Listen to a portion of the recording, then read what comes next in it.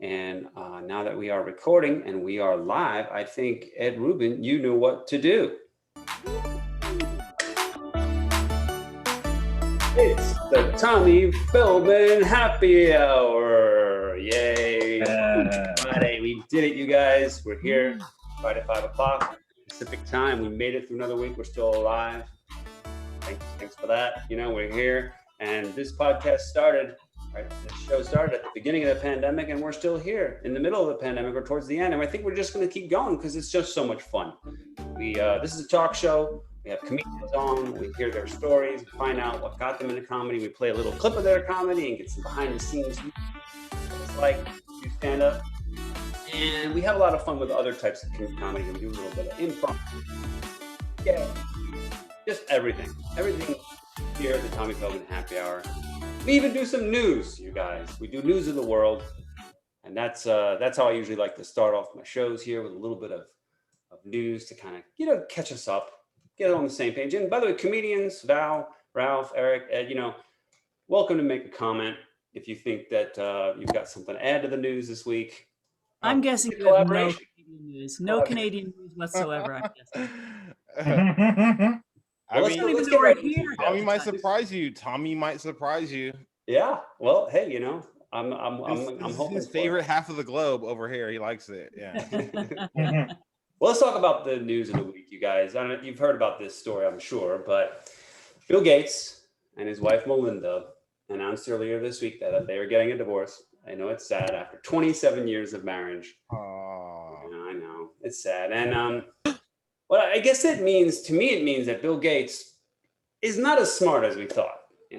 Not as smart as we thought. He obviously doesn't know what his wife wants, and he was not able to keep his marriage together. I also think the timing on this is a bit suspicious, because it's like earlier in the week, Biden was saying he's going to raise taxes on the wealthy, and then all of a sudden the Gateses are not as wealthy. I don't know. Timing sounds a little bit fishy, but all I can say, Melinda, nice job on that. I think you did perfect timing.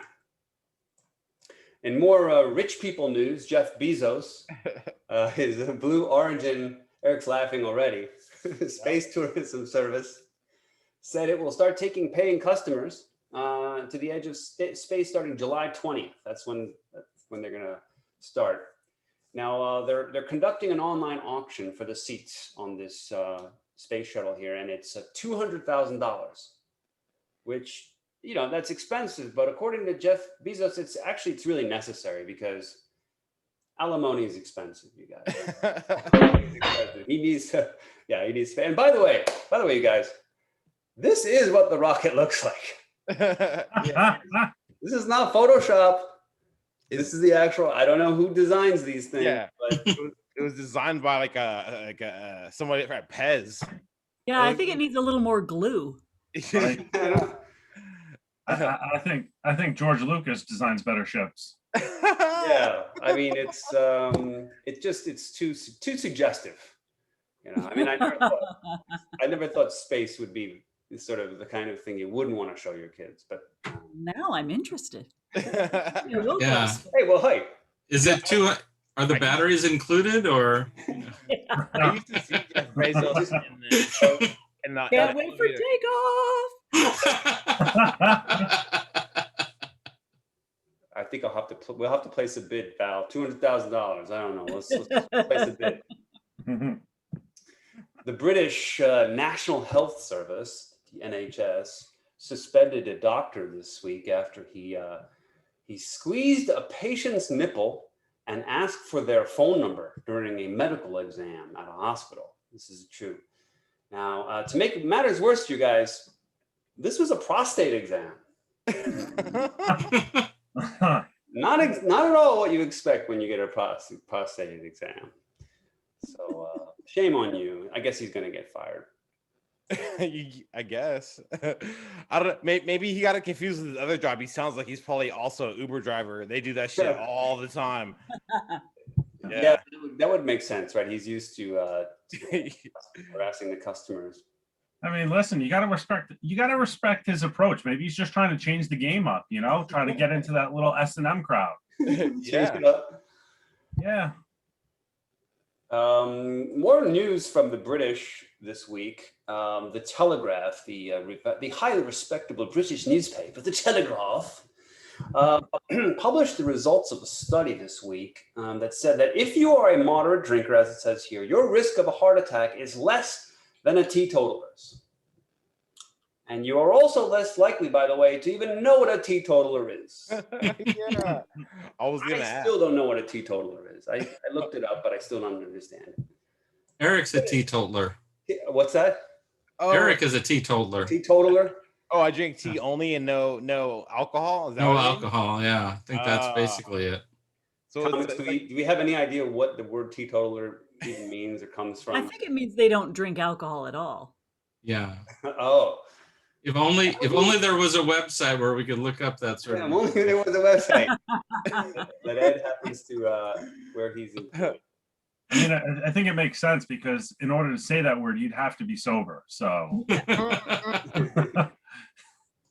All right, we got one more story for you guys. A New Jersey man living in an ultra-Orthodox Jewish community in Israel has been accused of faking his religion to hide the fact that he is actually a Christian missionary. Rabbi Michael L. Cohen, dressed in strictly ultra-Orthodox clothes and has been living in Israel with his 5 children and wife for the last 7 years. But what finally outed him and his family was that his teenage daughter said to a classmate that Jesus seemed pretty cool. Cool. And then they found out. But look, I look at it this way, you guys. You should let the man do what he wants for Christ's sake. Do But you think he'll go back to his missionary position? Oh! Yeah. And that is the Tommy. I feel like that's a pretty weird spin-off of Fiddler on the Roof, but I'd watch it though. I'd watch it, see where it goes. Hey, give it up for me, you guys, Woo! for always commenting and putting in together news. We do have a lot of people watching. Ed's mom is on watching us. We have Joe Botelho writing TV's Val Cole. Joe Botelho is excited. And so we are reading the comments for those of you guys that are watching live, and there are several of you right now. If you want to make a comment about anything I've said or the comedian said, we'll try to read it on air because this is a very professional show here. Tommy You did miss the big Canadian headline. Can I Please. do it? Yeah. Please. All right. Yeah. If you don't know already, Justin Trudeau, you know who Justin Trudeau is, right? Yes. Oh yeah. Same. He 100% Fidel Castro's son. Check this out. Oh Look man. at that. Fidel Castro's son right there. You can't deny it. can you? Yeah, I do see a resemblance. yeah. So they're trying to debunk it, but we're not letting it die. The truth That's- must be known. That's Trudeau. Mhm. Trudeau. I don't know. I'm making this up as we go along. You know, Val, since you're chimed in here and we got you spotlighted here on the screen, why don't we, guys, give Val Cole a applause for coming on the show tonight. I think we'll start by talking a little bit with you first, if you wouldn't mind. Okay. About your comedy career. I'll tell you what I do know about you, having seen you on a Zoom mic together. I know you're from Toronto. I know you have had a background in talk show hosting in Canada, and you have this funny bit where you talk about how, like, you know, in Canada you could be on TV and still people wouldn't consider you, don't know who you are or your struggles. But I'll let you introduce yourself, Val. Tell us about you, and especially what got you into comedy. Well, what got me into comedy was my divorce because I was super depressed. And I thought, I need to do something to get with people who are fun to be around. And it was, to be honest, though, it was something that I'd been wanting to do for a long time because for years I worked in morning radio, and you have 4 hours you've got to fill. So, and you have to be entertaining. And so I was already writing jokes for that. And the thing about the thing about radio or broadcasting in general is you do it once and then it's done, right? You don't get a chance to practice it and hone it and refine it. So I would write these things. I would work really hard, but sometimes you only got 5 minutes to write a joke. And so it's not as great as you wish it could be. Yeah. So years later, I get divorced and I'm super depressed. And my friend says I should take an improv course at Second City. Mhm.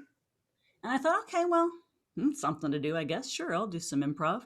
And I went on their website, and they had a stand-up comedy course. And I thought, you know what, this is maybe the kick I needed to really try it for real, because I'd always wanted to get up on stage and try it. But it's such a vulnerable feeling, Yeah. because now you're saying, here's what I think is funny. What do you think? And it's Exactly. like just gets right deep to your soul, don't you think? When they don't laugh, it's like you've just rejected me as a person. So I needed that push to get me on stage, and then I just fell in love immediately, because it's such a rush to have an inkling of an idea and Sure. then work it out on paper first and then on stage. It's great. I love it. So do you Even still, the hard times. do you still do so? Like I looked at your bio on your Facebook page, and it still says you have a lot of the things that you talk. You got acting credits. You've got your TV hosting, your shows, and then now you're doing comedy. Is all this still happening, or what's your sort of like? Are you lately just diving into comedy? Oh, like as a living? Yeah. What do you Have exactly? What are you been doing to for a living Canada? now? It's I can't, we don't, you know what we don't have in Canada? We don't have the mentality that you guys have, which I'm so jealous of. You're really good at promoting people who have talent.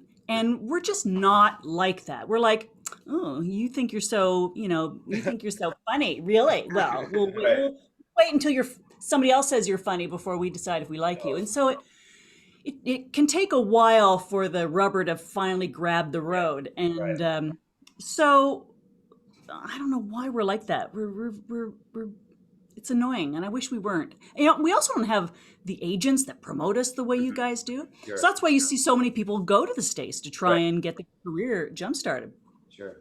We go. So I've forgotten what the original question was. Well, no, I was just curious. Like, I guess the core of my question is: are you still doing TV? Oh yeah, I'm doing I'm doing everything and anything. I'm hustling, whatever I can do. Voiceover, acting, but of course the industry dried up because of COVID, and it's finally starting to come back. So little by little, I do online corporate hosting. Okay.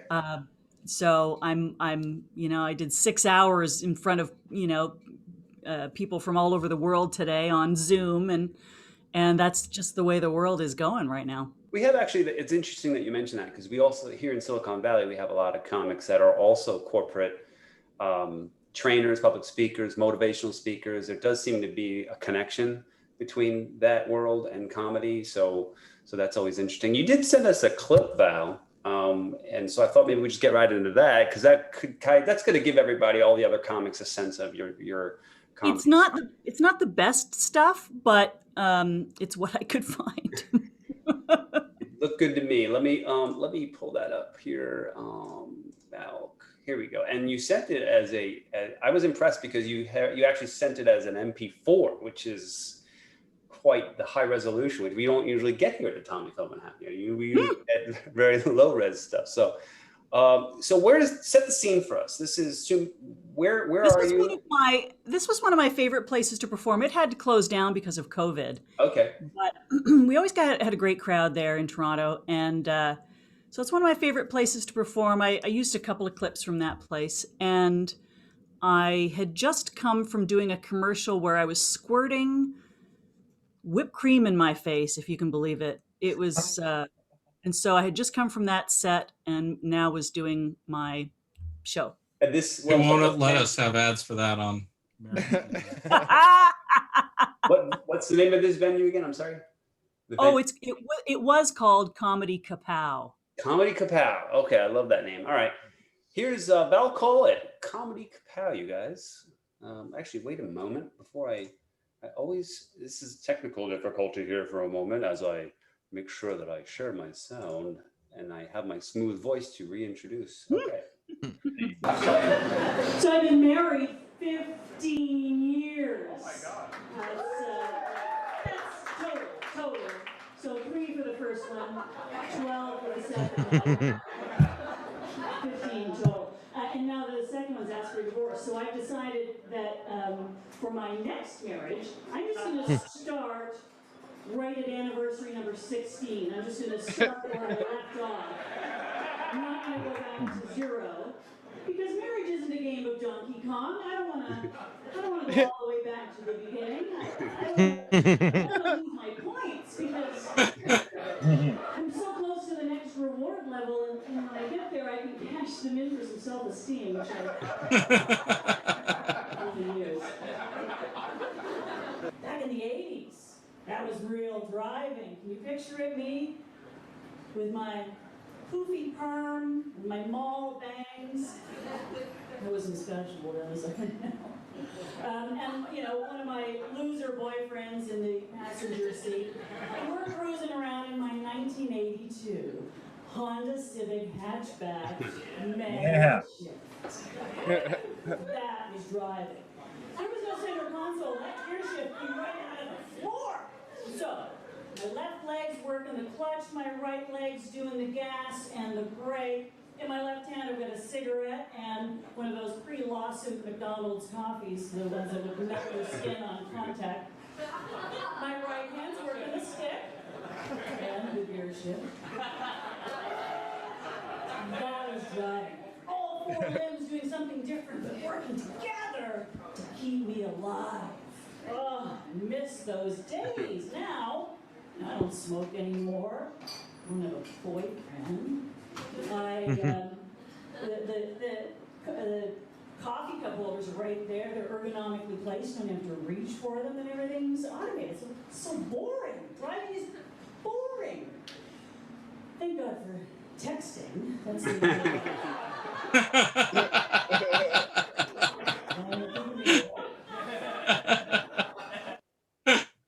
I love that. Thank God for texting. Yes, that definitely does give you something to do. Did not see that coming. Driving. And that's a good point you mentioned. Back in the day, you could, if you had a stick shift and you could do lots of things at once. It was kind of fun. Well, yeah, you were really engaged in the act of driving. I mean, we were distracted constantly, and yet we still managed to get where we needed to go. And Yes. now everything there's a buzzer telling you that someone's even looking in your direction, right? It's just weird, the cars now. Yeah. The distractions have definitely come up a notch though with the texting and the you still see the people going around like with they refuse to get those the cell phone holders and they still want to drive like this. I don't get that. I mean, it's $1 the dollar. You get at the dollar store, they have cell phone holders. You just stick it in your well. Anyway, that makes it harder to text when they're in the holder. You can't text as easy. I wanted to ask something, Val. Before the show started, we were talking about how we all watch, like crime documentaries, things like that. And I was thinking, as you started giving your interview, you have the perfect voice for like narrating something like that. And I noticed, like you said, you do voice acting work, and that's actually I am really interested in voice. I'm a huge I'm into like tons of cartoons, and actually I started doing comedy because I wanted to meet comedians to do the voices for these cartoons I wanted to produce. Anyway, how did you get into voice acting? And is it like a lucrative business? Is it interesting to you? What do you think about it? Yeah. I mean, if you get in with the right people, it's very incestuous. So once you're in, then you're making a lot of money. Oh, wow. I'm not in there yet, but I'm getting in there. I'm kicking and screaming my way in. And I do know for animation, like right behind this, I've got my little voice studio all set up at home. So if you want to get into animation, you have to buy all new equipment because there's so much screaming in animation that a $200 USB mic that you buy is not going to cut it. That makes sense. Yeah. You've got to invest like tens of thousands of dollars on the right equipment to be recording animation stuff from home. I do. That makes So sense. Okay. Yeah. Right on. That makes sense. So that's awesome. It's good to know. Thank you. Val, I also wanted to make sure to give you a chance to promote whatever comedy you're doing right now, as far as shows coming up on Zoom or in real life. Anything you want to promote on the show tonight? No, it's very slow. Okay. And this is the highlight of my week, Tommy. Okay. Tommy. Well, you do have your Facebook page, and you have we can promote that if you have Instagram or whatever. If you want to give a shout out to your Instagrams or whatever whatever you My want. friend Joe Botello, who's watching, is laughing right now because he knows I can't do the poses. I can't do it. Well, you, Can't do it. I can't do it. someone I else, want to do it. Jason Dogleash also writes Val Cole superstar, and he with 6 exclamation marks on it. So Oh. you have another fan. Ridiculous people. He's probably high. He has no idea. All right. Well, Val, it's a pleasure to meet you, and it's great to have you here on the show. And you're a vital part of the quiz, so don't go away. You're going to be part of the quiz show. But guys, give it up for Val Cole for coming on the show. I haven't done anything.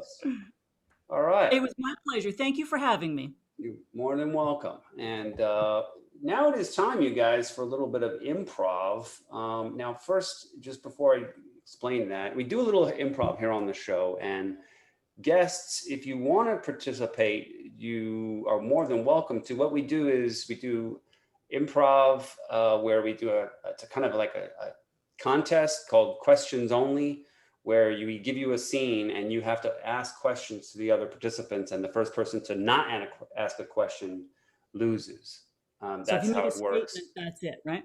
So if you want to do so, Val or Ralph, do you guys want to participate, or you want to see how it goes first and then join in, or?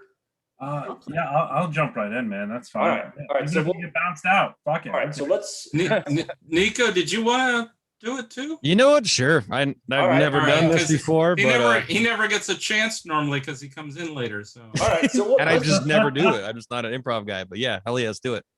Let's just make it a free for all, because that's the easiest thing. And then all you got to do when you're about to make a comment is direct it at someone else in the room, so that that person has a chance to respond, hopefully as a question. So let's go to our handy dandy random word generator here, which we have always on ready to go for our improv. This is how we figure out what we're going to improv about.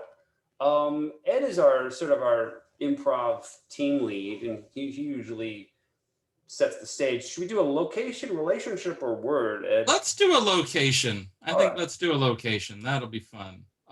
We are in a flooding basement. All right. Who wants to kick it? Somebody kick it off. Hey, has anybody seen my sump pump? Is this it? You didn't turn it on again, did you? Where did you Are you guys? saying I forgot something now? Were we supposed to say people's names first before we make a Oh, comment? okay. Okay. So what you asked me? Are you saying I forgot something? Yeah. Ed, when have I ever not said that? I'm so bad at this. Okay, I'll get better. Hey, Niko. Ralph, do you see what I have to put up with? Did you guys see the floating brown thing? Ralph, is this your bong water? Niko, can you get me my snorkel? Oh, Hey, everybody, remember this when I it? told you 5 minutes ago I can't swim? Eric, you can't swim in 6 inches of water? What is an interrogation now, Tommy? Does this mean the shit's about to go down? oh. I don't know if shit hit the fan, but it sure hit the water slide, don't you think, Tommy? Ralph. So who's gonna clean this up anyway? All right, well, Not me. We'll conclude that one. Val. Nice. Ralph was pushing the edge there. He's like, he made a statement, and then he's like, "Don't you think so, Tommy?" Like, he got the edge. Well, he was trying to do the thing and call someone's name. All right, let's try another one. Let's change to a different thing. Let's go. I'm gonna step away real quick. I'm sorry. Okay, so let's go back. You should be. All right.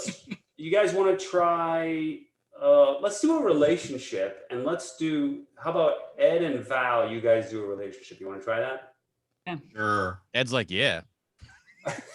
Ed and Val, you are stunt driver and director. Did you hear what I said about shoving down the accelerator?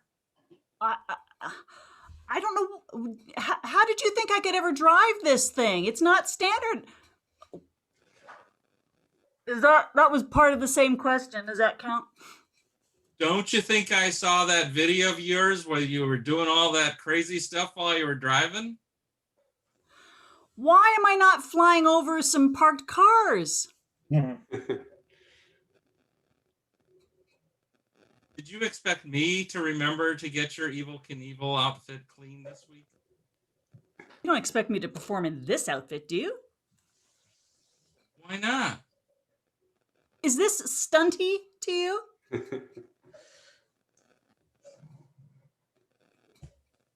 Don't you think some people consider it stunty? Why? Just because I have an extra supportive bra, you think that's going to save me from flying over the cliff?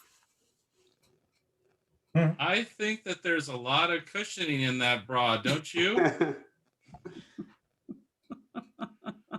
All right. Wow, that's the way to get myself in trouble. We'll call that one. Thank you. Thank you for rescuing. You guys want to do more? Ralph and Niko, will you guys want to try one? This two. Yeah, sure. Sure. All right. Yeah. All right. Let's go back to the screen here, and let's give you guys just a random word, and that random word is axe. Niko and Ralph. The word is axe. Man, have you seen my Axe body spray? Niko, you look like you're a professional axe thrower. Oh, I'm a professional. Ah, shit! I already screwed up. All right. Good job, you Say guys. axe Good job. That was improv. That was improv on Zoom. That was too quick. That was By the fun. way, Thanks, everybody. Gabriel lightning round is Nightfall always the best. is in the room here. He says this is one of the best shows ever. Eric in the house.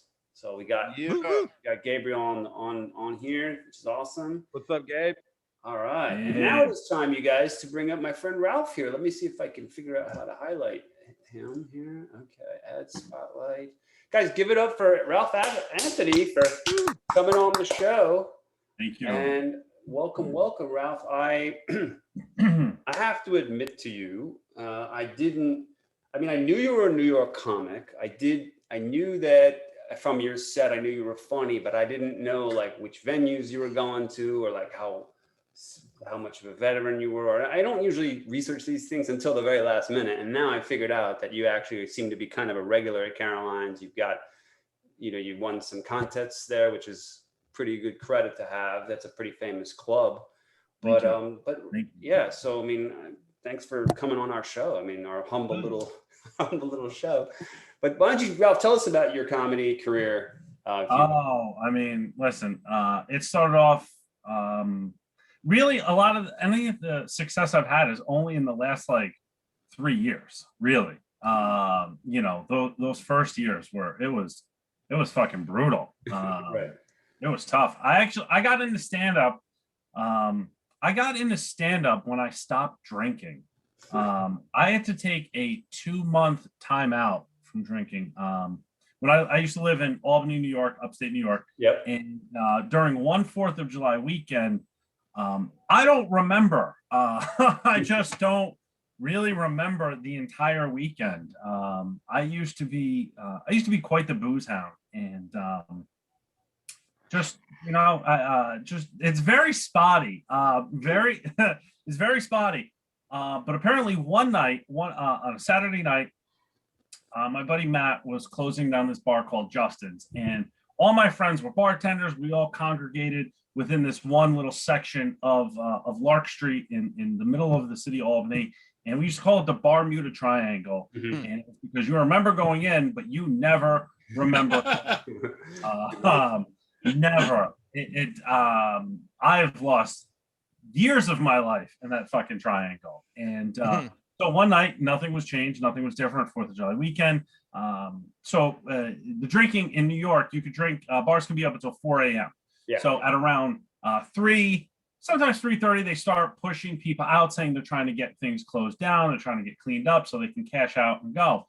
Well, they had this back room in Justin's. So slowly at around the 2:30 mark, my friends and I would start to congregate, make our way get our next round of drinks, and make our way into the back. They had their own little section where you go out and smoke your butts. It was great.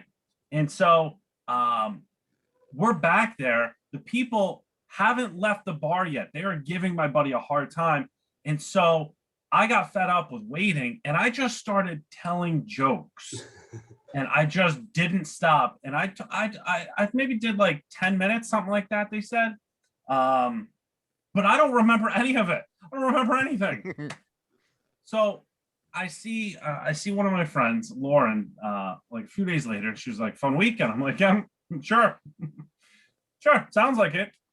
She goes, "You were really funny." I go, "Well, that's it goes without saying." She goes, "No, you went and told jokes. You told us jokes. You were funny. You should be a stand-up comic." And so at that point, I had stopped drinking, and now I was like, "All right, well, maybe let's give this thing a whirl." And I just started writing jokes for the next 2 months, and I got on stage in August. Yeah. And I told my first set was all about how I don't like white people. I have a big problem with us. Still very much do. We are a menace to society. And when I went and told the jokes, it was basically in an all black room. So it did very, very well. And I was hooked from the first time I ever went. 4 minutes, and it was the greatest 4 minutes of my life up until that point. And so that's how I got started. But I, like the people you were talking about before, I'd always had a full-time job. I was a sales rep, so I was managing at the time. I had just gotten into stand-up, so I took a promotion. I knew that I wanted to do this, so I moved to New York. I put all my savings into a U-Haul, a new apartment. I lived on my own and started this new sales job, and I worked about 70 hours a week. I worked 6 days a week, Monday through Friday, and then Sunday through Friday. I would take Saturdays off. And so it was really tough getting going, doing stand-up here in New York, trying to survive. And but eventually I made it. I worked up until the pandemic. I was doing spots at Broadway Comedy Club, LOL, which is in Times Square, Caroline's, Stand Up New York, the comic strip. I was doing some shows upstate at a club called Yonkers Comedy Club, and then really just trying to grab road work wherever I could. Were you, before the pandemic, were you, like what they say, all in? Were you just doing comedy only for a living, or were you also still doing the sales? Listen, I'm a hustler, man. Comedy did not pay the bills. And so I was picking up temp work. I was doing background work. I was doing commercials. I got fired. I got fired from my corporate job February of 2019. And so I just kicked it on unemployment for 6 months and then went back to work. And I've been, picking up odd jobs here and there ever since. But, I will eventually, I say that I'll go back to work full time if I have to. But, when your job is based on talking to people and you're in a pandemic, I was like, I'm all set, bro. So now I'm trying to get, trying to get freelance work, doing writing. I'll still go back to the acting once things open up. But yeah, man, I'm all in. I'm all in on the dream. You have to be. You have to buy all in. That's it. Yeah. No, I think if that's probably the people that have been successful really just did go all in, and that's great to see. And it's good that you're on our show here. You did have a clip that you sent. I think you sent it to me originally, and I'd like to play that clip. It's about breakfast. And that's a topic that is near and dear to my heart, because I have. Everyone, of course, we can all agree that breakfast is the best meal of the day. I think we can all agree on that. So you have a bit that talks about that. So I'd like to, if you don't mind, I'd like to play that. Sure. Yeah. I know in the message you had said 2 minutes. It's about 4.5 minutes, I think. Five. So you could just play whatever you want. Yeah, we'll play the first couple minutes here. Yeah, that's fine. Yeah. Find it here. Okay. So now this is you're at Caroline's, and then it says here Caroline's on Broadway Breakout Artist show. And I saw on your bio, you said you were a breakout artist for 2019. Yep. So is this the show that Was that after that that recognition, or was it part of it? This is because of that recognition. Because So of that recognition. yeah, so Caroline's is real great about trying to farm new talent, and so throughout the course of the year, they choose some up and coming comedians or comedians that they feel are up and coming that deserve recognition, and so they let them headline a show. So I headlined Caroline's November of 2019, 2 days before I turned 38. It was a phenomenal show. I did an hour. It was just I mean, phenomenal. Awesome. For 4 months on top of working, I was grinding it out, doing stand up almost every night. I did this show with a sinus infection. So I had a fever. I was coughing. If you could look on that chair, there's a bottle of water, a cup of tea, and a cup of espresso. And I got high right before I went on stage. So that was all kinds of just feeling nice. My children, they're They getting. really want to go to McDonald's. Close the door. Close the door.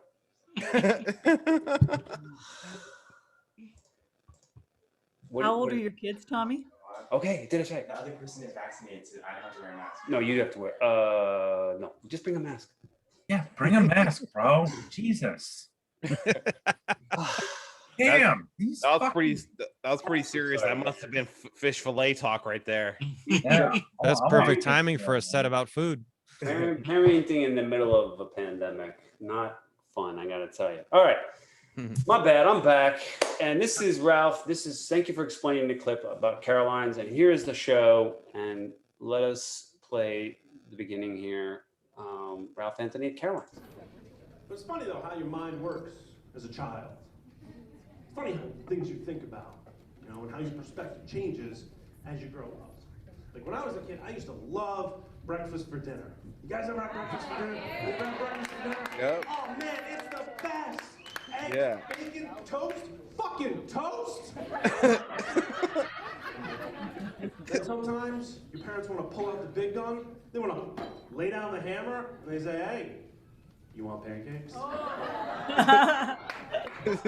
You want chocolate chip pancakes? Oh man, is this some weird holiday? Did we win the lotto? Wait 1 second, did someone die?"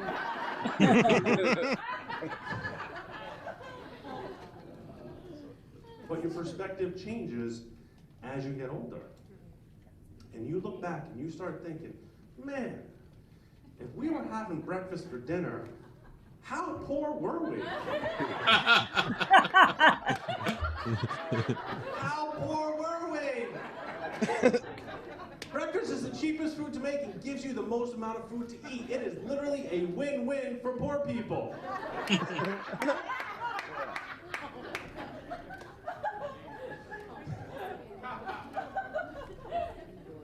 It is a win-win, man. Listen, we could cure world hunger with some water, a dozen eggs, and a box of Bisquick. Why do you think those world hunger ants only ask for 25 cents a day? You get a pancake, you get a pancake, you get a pancake. Everyone gets a pancake.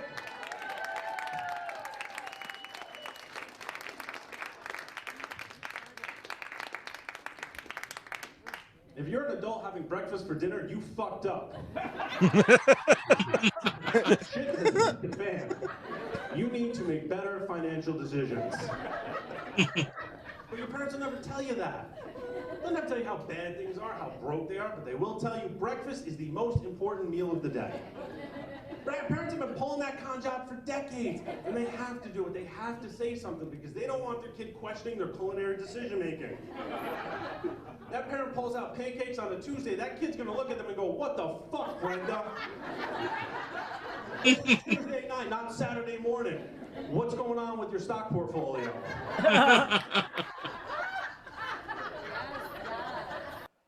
That was great, man. Excellent. Good. Excellent. That Excellent. was real good. And so true, Ralph, so true about breakfast. What you say is all very true. I think, and I don't know if this is a joke or not, but I mean, my personal belief, looking at my kids and the way they think about breakfast, is that breakfast has, generally speaking, it has a no vegetable rule. So like, to me, that's why breakfast is the best for kids, especially. No vegetables. What? Right? And then especially like if you have breakfast for dinner, even better, right? No vegetables. You get out of vegetables for the night. It's great. I don't know, man. I put cucumbers on my scrambled eggs, on my Benedicts, all that stuff, dude. Yeah, man. You eat vegetables with Oh yeah, definitely. I mean, a Bloody Mary, it comes with the olive, right? And that's breakfast. I mean, whatever. Yeah, there's vegetables with breakfast occasionally, I would say. Yeah. Yeah, I mean, listen, I'll throw a little spinach in my omelet, some peppers and onions. I get frisky. That's more seasoning. That's more seasoning, right, than anything else. That's not a true vegetable. You're kind of just getting it in there.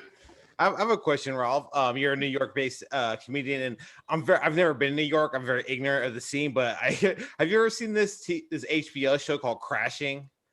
Yeah. Yeah, and so my mind of like, before the pandemic, of like being an upcoming comedian in New York, like there's all these places to go perform live, and you can any time of the night you can go get on 2 or 3 shows.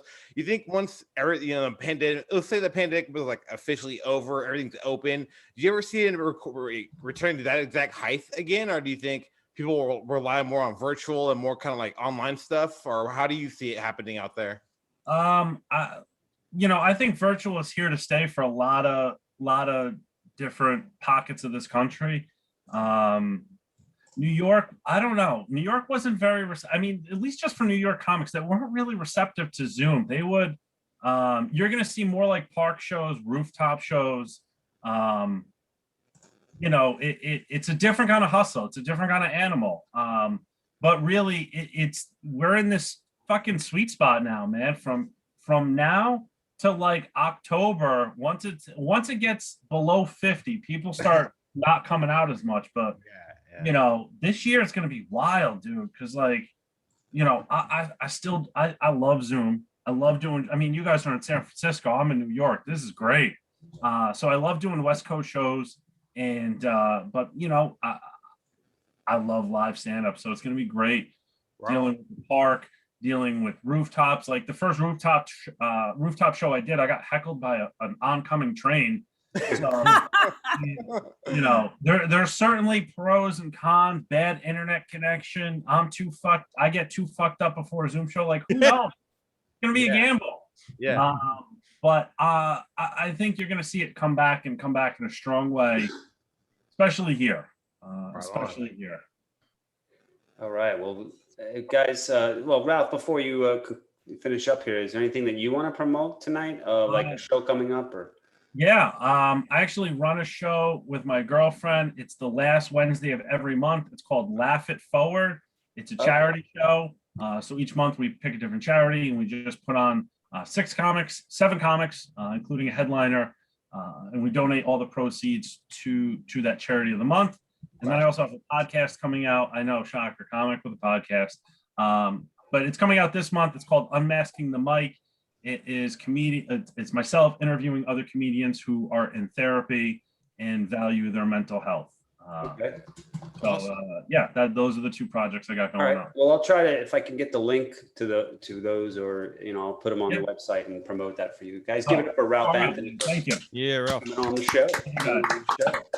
All right. Well, I see we got Summer Sinclair here as well. Summer, thank you for figuring it out. I'm sorry I'm late. I was in the hair salon and she took a little too long. That's all right. Well, Summer, we'll bring you on in a moment here. But first, we have to do some important housekeeping, and that is we have to pay tribute to our sponsors. And there's really only one person who is able to really go out there and make sponsorships, and that is Eric Newton. You guys, hey, what's up, everybody? Myself for sponsors here. All right, welcome back. We made it to another Friday. How's everybody doing? Hopefully, everybody's doing great. And hey, I'm happy to be here just in time for Mother's Day. This week's episode of the Tommy Feldman Happy Hour is brought to you by 1-800-Flowers. Okay. Oh man, dude. Now, of course, everybody, when it comes to certain events in your life, I'm talking about like birthdays, Mother's Day or like breaking off an affair with a coworker. 1-800-Flowers. That's the first people we call, right? We always call them up. So I'm thrilled. I'm the first person that gets to announce this. They have a new service coming out. Strictly through text, you can now order stuff that's not generally advertised publicly by 1-800-Flowers. Like, think of it like, you know how In-N-Out Burger has a secret menu. If you know certain code words, certain things to say, you can get a whole different brand new order. 1-800-Flowers is doing the same thing these days, right? So you can text them your name, your address, a simple little message about what you're trying to get. It could be something like, hey, sup with it, looking for that 420, and some fun flavored party favors. I forgot to end it with ye. You got to end it with ye. That's how they know. All right. So listen, you send them a text with things like this. You send in your order and then you wait there, and about 5 to maybe 4 hours later, someone shows up at your door, and bam, you get arrested for trafficking drugs online. All right. Now, I know what you're saying. You're saying, like, how is this any different from their competitors' well-known service, 1-800-NARC? Okay, I get it. 1-800-NARC is very, very similar, and I can tell you why ours is gonna be better, but I ain't no fucking snitch, bruh. Yeah, you better believe that, son. And that's all we got this week for Tommy Feldman Happy Hour sponsors. See you guys again next week. Have a good weekend. All right, guys, give it up for Eric for always coming up with the sponsors. And yes, it is Mother's Day this weekend. It is Mother's Day. So we don't want to forget that. And remember, you guys, that a pandemic is not an excuse to not take your mother to dinner on Sunday. So make sure to take your mother to a nice dinner. It doesn't matter if you're in a hot spot or not. Yeah, I hop for dinner. So, I hop for dinner. Breakfast. and then you could have breakfast for dinner, which is the classic, which we have already talked about. So, so Summer, let's bring you up here for a spotlight. If I could put you on here on the spotlight, and figure out how to add myself here to spotlight. All right, well, guys, give it up for Summer Sinclair for coming up on the show. Hi, everybody. You're driving somewhere. Are you the driver or you're a passenger? No, I'm in the car. I just came out of the hair salon, so I would never make it on your podcast if I drove home. So I have to do it in the car. Oh, all right. Hey, well, we've had people call in before from the road, so that's okay. As long as you're safe and driving safely. So Summer, I try to let people that come on and give them an opportunity to introduce themselves. I haven't really, I think we were on the show once together. So I know that you live in Las Vegas and not Omaha now. I know that much about you, but I really don't know about your comedy career. So why don't you tell us, the audience, a little bit about your comedy background and especially what got you into comedy? Well, what got me into comedy was 2 years ago. I was in Los Angeles trying to make it as an actress. And I've been acting a long time, but I keep going back to Los Angeles, and then I get burned out, and then I leave Los Angeles and I go back to the Midwest. See, I was living in Omaha at the time. So I would go back and forth. But I was in Los Angeles at the time, and I always bring my dog with me. I had a beautiful Samoy. Mm-hmm. You know what a Samoy is? I think I saw it on your website. It's like an all-white dog. Yeah, all white. Yeah. Well, I had this Samoy. The one on the website, you might have seen the new one that I have, the same type of dog. Mm-hmm. But I had another one before, and he always used to travel with me. Mm-hmm. And one day, when I was in Los Angeles, he passed away. He went to sleep and he passed away, and I was very devastated. I thought, nothing was going for me. My career was going nowhere. My dog just died. I was in a really deep depression. Mm-hmm. And then my husband is an over-the-road truck driver, Mhm. And I called him and I said, Nimbus died. That's the name of my dog at the time. He died. He passed away. So he came to California, which he hates California. He would never go there unless it's an emergency. So he came to California. He stood with me for a week. And then he tried to cheer me up. He says, we're going to go to Flappers. You know where Flappers? Yeah. Yeah. In Burbank. So we went to Flappers, and we saw this comedian there. I don't remember his name, but Tiffany Haddish just came on the stage out of nowhere. Yeah. So I was watching her, and I never really saw the female comedian on the stage. It's always been males. Mhm. And I thought to myself, well, she's a female, and she's doing well in acting, and she's doing comedy. And just like a light bulb came to my head. I said, maybe if I go into comedy, it would get me into the movies. And Yeah. I never thought about doing stand-up before then. Mhm. So has it? So then, Yeah. yes. Has it helped to? Has the comedy helped you to get some acting jobs as well? Well, COVID happened, so nothing happened for the whole year. But I was just working on my stand-up, and I was taking a lot of classes from Flappers, and I did shows from Flappers. And I have next week an interview with a commercial agent, and I told him I do comedy, so he called me for an interview. So I guess the comedy is helping, because I don't think I would have had that interview with him if I didn't tell him I do stand up. Mm-hmm. Yeah. So, Summer, you now I looked on your website. I did see a lot of videos of you doing acting, like acting out different characters and stuff like that. But I didn't see any, especially comedy act stuff. Is there something that we can play to kind of show your comedy a little bit? I mean, I saw you on Zoom. You were very funny, but I couldn't find any clips like that. I have two things on the YouTube. All right, let's see if we can find it. Let's see if we could pull up your YouTube channel. If I could figure it out here. Okay, so let's go to YouTube and see what. So what do we look for, Summer? Type my name and see what comes up. All right.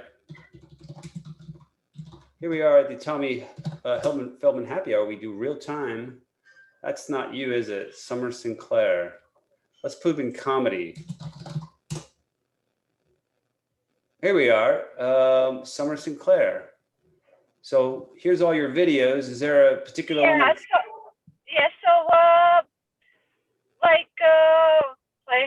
so small. I got two of them from two shows I did. No, go up. Here, Summer Sinclair doing stand up. Yeah, you can play that one. That's all right. Let's play a couple minutes of your. Hi, I'm Summer, and I play scratch-off tickets every day because I don't want to work. It's just as simple as that. I don't want to go to school for anything. I feel I'm too old. I just want to make money. My favorite ticket is the triple double diamonds. I won $140 on that ticket this week. I was so excited. I only invested $200 to get that. I'm a hypochondriac. I always feel that there's something wrong with me, but I don't go to doctors. I get all my information over the internet. I was researching my symptoms the other day, and it said that I was a stupid white bitch. That's what I get for buying a computer in the hood. That's the first funny thing. Jeffrey is. Oh, I like to watch Dr. Triple Popper because It relaxes me. They could just hear what Sometimes I get really stressed out, and there's nothing better than to watch a person with a giant cyst on their face. Makes me feel confident. I think to myself, life is good. I especially like it when the pots start coming out. It reminds me of my grandmother's mashed potatoes. So what was this on a Zoom show that we would know about, or is that that was one of their showcases that they had over there. Yeah. Sounds like you had a little heckler, which happens in Zoom a lot. That audience was just terrible. It was filled with hecklers. Yeah. It was just awful. That I was trying to have some composure over there because I wanted to say something, and I said, "Well, if I start saying things, it's going to cut into my time." Yeah. And, you only had like 5 minutes, so I just let it go. You kept your cool. That's for sure. You kept your cool. Summer, the other thing that I think is interesting is you definitely, even though I know you lived in Omaha and you're in LA, Vegas, but you definitely are from Brooklyn. I could when I heard, the first 2 words out of your mouth, I'm like, oh, she's from the hood, the real hood from Brooklyn. Yes, yeah. I was born there, and I left at 9/11. When 9/11 happened. You left at 9/11? Did you say? Yeah, remember when the 9/11 happened? Yeah. That's when I left Brooklyn. Remember that? Oh, September or something like that. Yeah. I had something to say. Summer, yeah. I love your your voice is very unique, and you have a very memorable character. And I wondered, and you're into acting and being an actress. I was wondering if you ever did comedy sketches, or if anybody ever reached out to you about being a comedic actor in a sketch with them. I think maybe you would do really well. But have you ever tried that, or is that anything you aspire to at all, or anything? I wouldn't mind being an SNL if they offered me. Yeah. Right on. There we go. I guess the other thing I wanted to ask is, I heard you mentioned you saw Tiffany Haddish perform. Are there other what other comedians do you like? You like their material, or you want your act to kind of maybe be similar? Or are there any other comedians that you like? I always loved Joan Rivers is my favorite. Oh, yeah. Yes. Yeah. So I try to be like her a little bit. I'm trying to. Yeah. Guess so. But I'm a little nicer. She was really hardcore, but I'm trying to almost be like that. Yeah. That style. Yeah, that's awesome. Right on. Summer, do you have anything that you want to promote, like a show coming up, or if you want people to find you anyway, or is there something you want to plug? I don't have anything right now. Right now I'm in Vegas. I'm doing the open mics here. Everything is open, so I'm doing the open mics here. So I don't know. Yeah, well, we'll promote you on our site, and hope to see you on many more Zooms together. And we do appreciate. I know it was hard for you to come on, in time on the show, but thank you for coming on. Don't go anywhere. You're going to be part of the show, guys. Give it up for Summer for making an appearance. Thank you. Appreciate that. And I do see our other Zoom comic here, Niko Lukoff on, and so Niko. Spotlight, guys. Niko's here for his Zoom comedy report. What's up? Hey, thanks for having me. So yeah, it's been kind of a weird I guess period of time right now. I think a lot of Zoom mics and shows are starting to stop. A lot of that's due to people that are putting them on doing live stuff. But it's weird because there's still a ton to do. So what Tom has pulled up here is the Displaced comedians mic list that I've been putting together over the last almost 14 months now. There's still about 220-ish or so Zoom mics a week that are on here, mostly on Zoom. There's some other platforms too. And the purpose of the Facebook group that I started at that time was to have a place to have this and just have a place for comics to kind of connect and hang out and network and just kind of be together, you know, through this whole weird thing that we're doing. And it's taken a different evolution, and some people take it to different ways. We've had some just silly posts over this last week with people just kind of goofing off. I had fun. Some people shit on it. I'm like, you know what? Sometimes you just gotta let loose it. I'll take goofy times over serious stuff any day. But it was kind of fun. So here what I'd like to highlight is one of the mics every week. Hey, Tommy, would you hit the Thursday tab? Sure. At the bottom there. So folks, there's days of the week, and then on the left-hand side, there's the times in Pacific. And I just try to get the information that's helpful. Basically the time, how to sign up, is it streamed, about how long are the sets and where they based out of, that kind of information. And one that I wanted to point out here that I actually haven't done in a while, but I realized I just clicked on that Ralph did the other night was at 8:00. The what's it called? Like I always screw up the name. Bird Showcase, Little Bird Showcase. Little Bird Showcase. Yeah, that Genevieve Rice puts on. Yep. Yeah, that's it.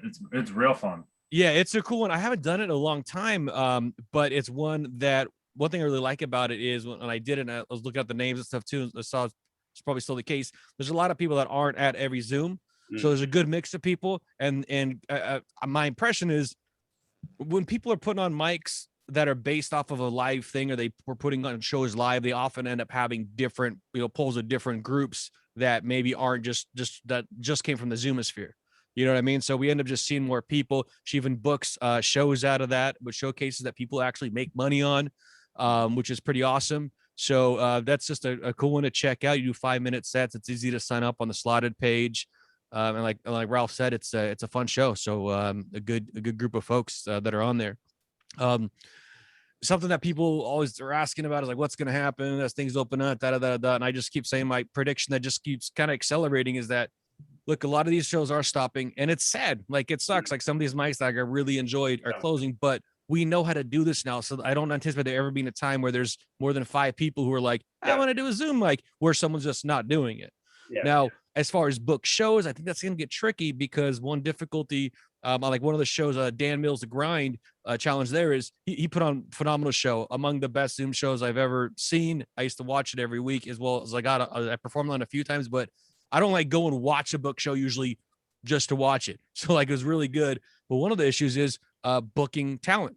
You're booking people that are getting live gigs, and also the audience, trying to get an audience for them, because they're now able to go out to see a show. Now, not everyone in the country can. So obviously there's different ways we can do that, and it's going to just kind of become what it's going to become. But that's what's happening to a lot of shows, and that's what's going to keep happening. And even for me, like I've been hosting the Flapper Zoom Thursday nights since October. And I felt really bad, and I felt weird about it. I emailed them recently, was like, look, I just am going to stop right now, because there's a really cool live mic in my town where I live in Nampa, Idaho, near Boise, that I can go to Thursday nights. And as much as I enjoy doing that, I want to do that more. Like, I want to get out there more. I'm fully vaccinated now with wait time. They do some separation there. And that's what a lot of people are going to be doing. And next time I'm on, I'll talk a little bit more about that experience. I'll have a couple more live sets under my belt, just jumping between Zoom and VR and live, and just the weird shit that I've experienced in that's been pretty fun. And I think that's about my time. And thanks for letting me rattle on here. And if you want to join a group of a bunch of weirdos, go to Displaced Comedians. If you want to see a list of mics, just displacedcomedians.com. You don't have to join a group. The list is there. All right, guys, give it up for Niko for always coming on the show. And I agree with you, Niko. I think that Zoom comedy is not going to go anywhere, but like you said, it might get hard sometimes to get talent and people to watch. But it's an international audience, it's a global audience. So sometimes that's just the best way to do it, is just go live and see who watches these things. That's my experience with this show, is that we always have people come in just from everywhere. And so, and there's always people that can make themselves free, or like they want to come on, and then the schedule doesn't work out. I know, like, for example, Ralph and Summer, we talked for a couple of weeks before we finally got them on. So it just has to fine tune itself. Yep. Is the way to go. So guys, we're coming to the end here, but we're going to do the most fun part for us as comedians. Kind of quiz each other. I guess it's our quiz show we do here at the Tommy Feldman Happy Hour. Let me explain real quick. It's not your ordinary quiz show, because what we're quizzing you on is something that you have no idea about, because it's Japan. It's Japanese commercials. I used to live in Japan. I used to love comedy scene there. Lots of great comedians, and I always was appreciative of their commercials, which I always thought were so much more funny and edgier than in commercials you would see in North America. So I thought to myself, well, now that I have a talk show, why not bring that to people here and maybe highlight some of the funny things about Japan. So this quiz, the way it's going to work is, I will show, Niko, I know you got to go, so go ahead. The way it's going to work is, and for those of you that are watching live, you can participate as well. I will play a commercial from Japan. I will stop the commercial halfway, and then we will let our guests try to guess what the commercial's about. And it doesn't have to be, you can take real guesses or you can make up stuff. Sometimes if you make up stuff, it can actually be correct, because that's how crazy these commercials are. And we start with our guests first, and then we'll go with the Facebook audience, and then we'll ask our regulars what they think. So that is the rules. And let us go to our commercial for the quiz for this week, if I can find it. And here we go. All right. So everybody understands, and you guys can ask for a replay too if you really didn't catch it. We can always replay it for you. But here's the first commercial of tonight, starting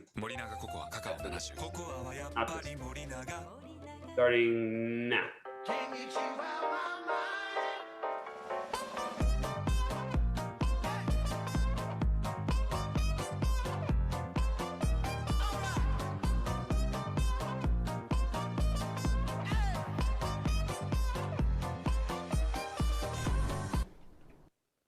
All right. Very bizarre. What's going on? They're upside down. It's not the Matrix. I don't think it is. Val, let's start with you. Val, what product it is? What's that? Are we trying to figure out what product it is? Yeah, it could be a product. I won't say yet whether it's a product or service, but it's definitely a commercial. What do you think they're advertising here? Oh, they're so random in Japan with these things, aren't they? Yes, they are. I mean, it could be adult diapers for all we know. Okay, adult diapers. That's as good a guess as any, but no, it's not quite in that zone. Summer, did you have a guess? Does it have to do with their suits? Yeah. It's a Gemini nice singer. Yeah. Summer Sinclair phones it in, literally. She is correct. It is a suit commercial, you guys. Good job, Summer. Play the rest of it.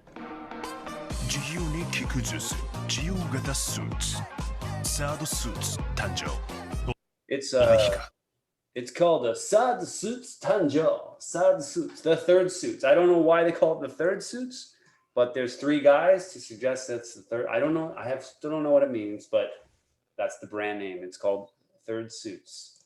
All right. Well, good job, Summer. Let us go to our next one. If I can find it here. So let's see. Oh, okay. Here. Can I ask a question? Why is the plus tax written in English? Like most Japanese people will know what that means. Because in Japan, for marketing purposes, sometimes it helps. It looks cooler to have English. Oh yeah. It's a marketing thing. It looks cooler. Like right there. Yeah. Like right here, yeah. It's just cooler. I still don't understand why they do that, but it's just cool. I don't know. I'll tell you. Okay, here comes the next commercial, you guys. Starting in now. If you give me one more chance, baby, please, I'll be truly good to you. When I sleep, All right. What could this possibly? I mean, this is bizarre in and of itself, but Ralph, didn't hear from you last time. What do you think, man? I mean, it could be, like Val said, it could be anything. I mean, Christ, this could be about Louisville Sluggers. It could be 1-800-Flowers. It could be coming back with Eric. Yeah. But I'm gonna go with a camera. A camera. Oh, okay. Yeah. Okay, it's not a camera. You were it's not a camera. You were getting a little bit when you started talking about the bat, like focusing in on the bat a little bit and what she was doing with the hitting practice. But that's all I'll say for the moment. Val, what about you? What do you think? we see a little bit more? Sure. Or like back it up a bit? Oh, yeah, let me back it up because I think if I go too far, it'll give it away. Run it back, son. All right. We'll do that. Oh, she's going for yard. Look, she's going for yard.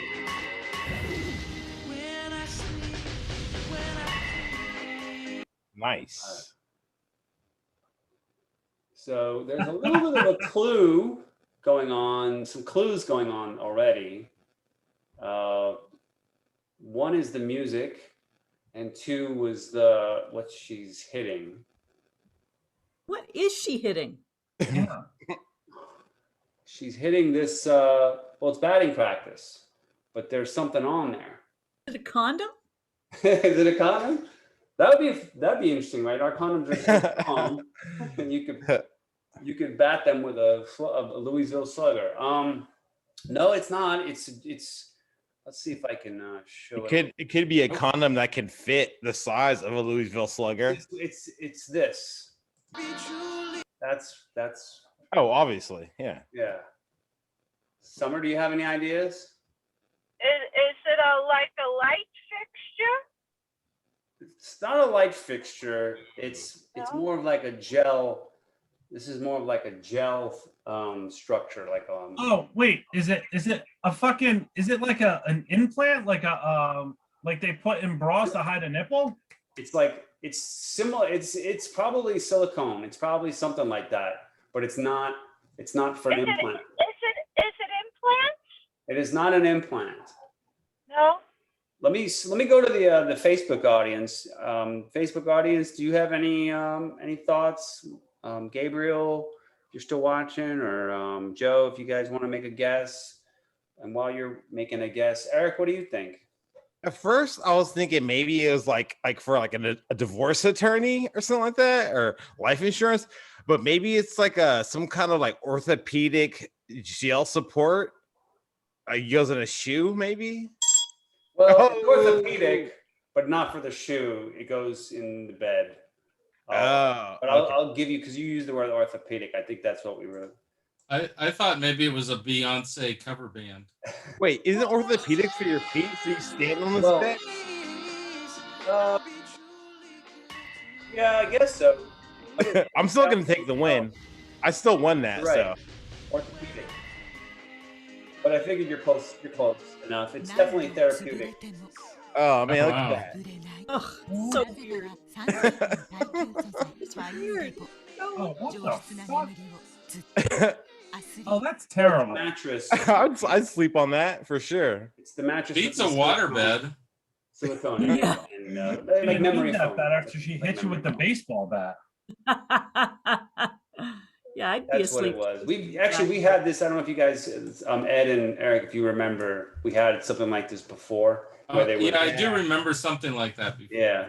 But it's still, All right. it's been so long. Let's see if I can find the next one. Here we got 2 more to go. If I can find, here we go. Okay. Is it for Kieran? Here. It is Ding, ding, ding. right after this one.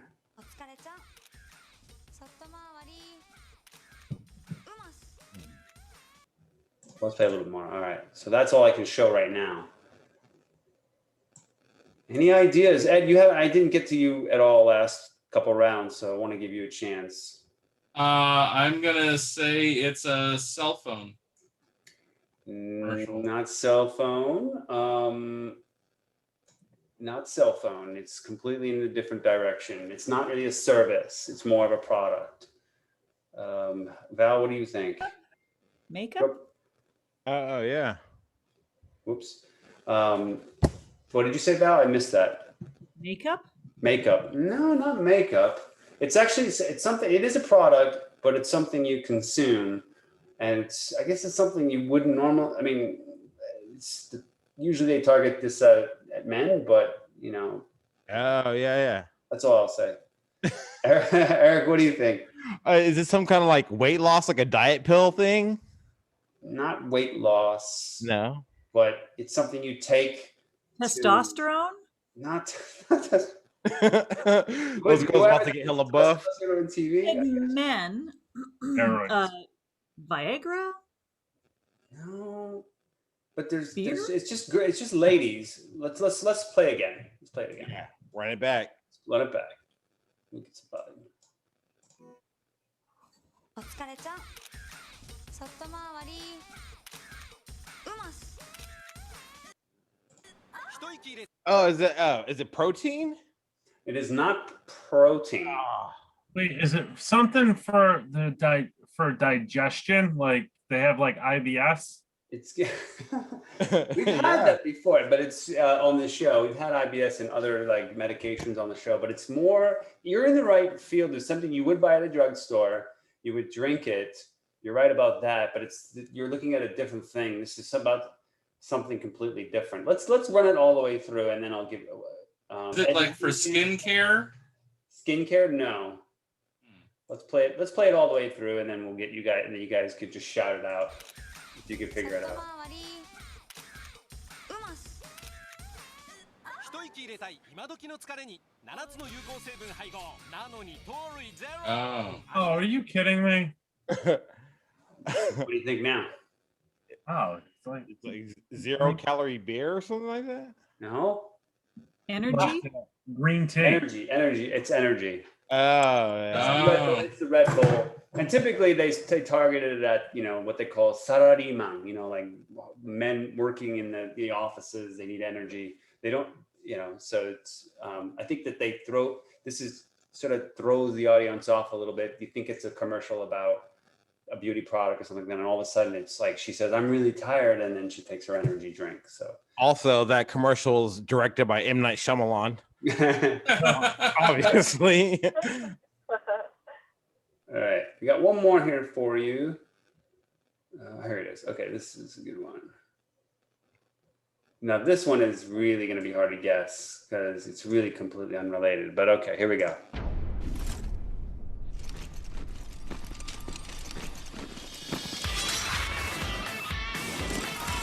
Oh, nice.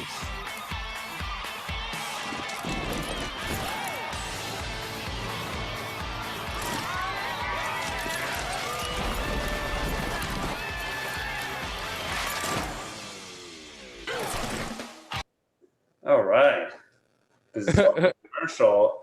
First of all, that's not even in Japan. That's probably, I don't know, somewhere in South America or Brazil or something.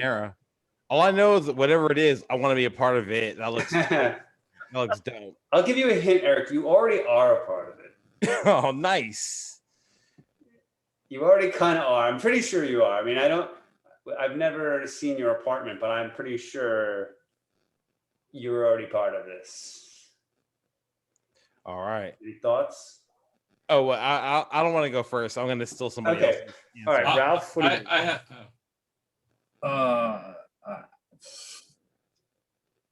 I don't Take a wild guess. It's like a cleaning service.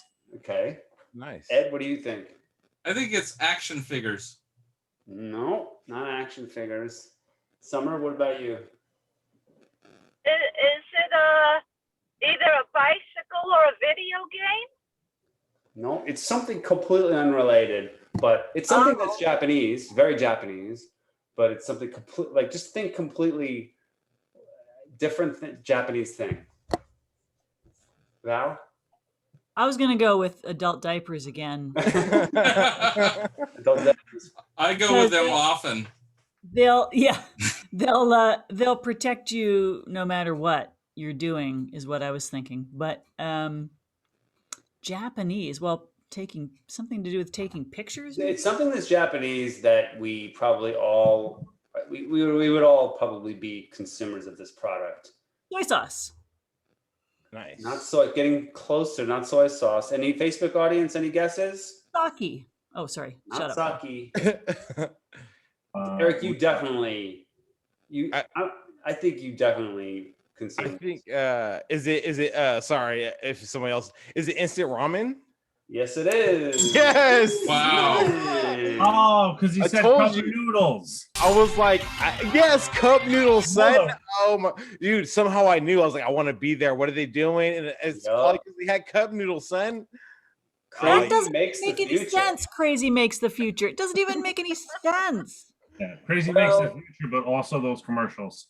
Japanese commercials often do not make any sense, and the English verbiage that they usually use also usually doesn't make any sense. But that's what's fun about Japan, is that you can they just do things their own way, but it's great and it's funny. And I think the sodium levels of cup noodle can make you crazy. If you eat like 3 or 4 in a row, you'll start to see things. I took the summer before last, I took my kids to the cup noodle museum in Yokohama. Right? That's awesome, dude. And what they do is you go in there, so you can customize your own cup noodle. So you start with the cup and you say, I want this, and you can make your own creation and brand it your own. That sounds dope, dude. Do they actually like vacuum seal it and dry it again so you can take it home? Oh my god, dude! What? Yeah, oh, man, I want to go. It's your own customized cup noodle, and then they have like a little sort of like a food stall where they have different ramen from all over the world that Nissin, the maker of cup noodles, makes. They tell you the history of ramen and how like the guy came up with the idea during after World War II. It's actually really interesting. Yeah, it's a really interesting history to nerd out about for some reason. Highly recommend. But then we should start offering those as like gifts on the show. Our own custom Tommy Feldman Happy Hour flavored ramen. That'd be dope, bro. They have some. I'll make it happen. I'll talk to a sponsor in Japan that we have. Obviously, you can get curry. I think you get curry and seafood and some of the stuff, but in Japan they have a whole bunch of other flavors like pasta, like Italian style, and just all kinds. But anyway, that was not comedy per se, but that was just chit chats, you guys, which is allowed here on. It is important info. It was important information for me particularly. Yeah, and then we had my previous comedy partner Suresh was on for a minute, but then he left. I didn't see him. That was my real life co-producer. We used to produce shows together. But anyways, anybody else want to promote something or say something or anything they want to talk about at the last few minutes here of the show? I want to say how jealous I am of all you Americans doing stuff now with people. We're so behind with our vaccinations. I'm finally getting my first one next week. Yes. It's okay. We were so behind with our politicians there for a while. Well, here in Canada, we elect people for the right reasons. They're good looking, and that's why. I want to, once you finally do your documentary on Fidel Castro's son, I would like to get a copy. That'd be great. Yeah. Signed copy. That's signed for sure. He's a hottie. Yeah, it was very nice meeting you too, Summer. Hopefully I can see you around on some Zooms or some shows, anything coming up. Are you hosting any Zoom shows? No. I used to host a live show in Oakland, not too far from my house, but I'm not. But I'm gonna be on some Zoom shows tonight. Hypothetical comedy. I'll do a set there, and so hopefully I'll see you guys around. That's awesome. Sam is good people, man. Oh, yeah, dude, for real. Yep. Yeah. All right. Well, we'll be back next week. Too. Sorry. For people that are watching, we will be back next week, May 14th, Friday, same time, and we'll have a whole new lineup of fun comedians, and we look forward to seeing you next week. I think, Ed, you know how to take us out. Thanks, everybody. Thanks. That was fun. Have a great weekend. See you, everybody. Coming down the last minute here. Sorry, we couldn't. Sharish. What did you do, Sharish? Hey. Take care, everybody. Good night, everybody. We'll see you next Thank week. you guys. And thanks. And this was the Tommy Feldman Happy Hour. Good night, everyone.